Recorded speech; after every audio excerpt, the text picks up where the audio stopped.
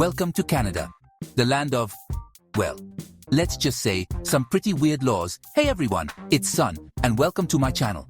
Today guys, we're talking about travel, but not in the usual way. Today, we're diving into some of the strangest and most unusual laws in Canada. Because yes, Canada is famous for its untouched nature, the kindness of its people, but also for some laws that are, let's just say, a little bit particular. Get ready to be surprised. Let's start right away with a law that might make you regret saving all those pennies.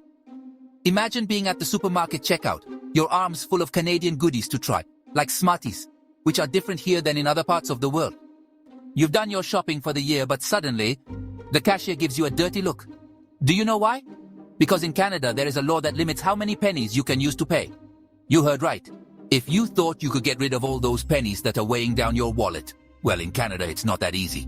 By law, you can't use more than 25 pennies to pay.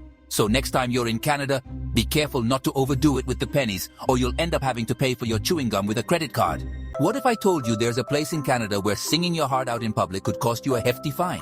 No, I'm not kidding. In Petrolia, a picturesque town in Ontario, there's a law that forbids singing loudly in public. It seems it was introduced to maintain peace and quiet in the city. A bit like nap time for kids. A little excessive? Maybe so. But it sure makes you smile. Ottawa, no ice cream on the street on Sundays. Do you love strolling around enjoying a nice artisanal ice cream? Well, in the Canadian capital, there is a law that forbids eating ice cream on Bank Street on Sundays.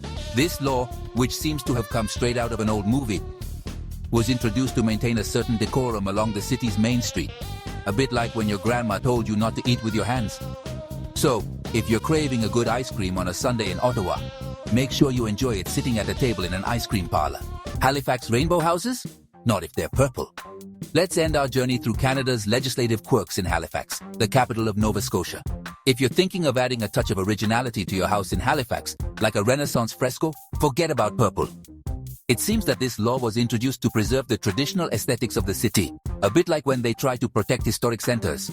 So, if you want to give your house in Halifax a fresh coat of paint, make sure you choose a color that's up to code. So, are you ready to break the law?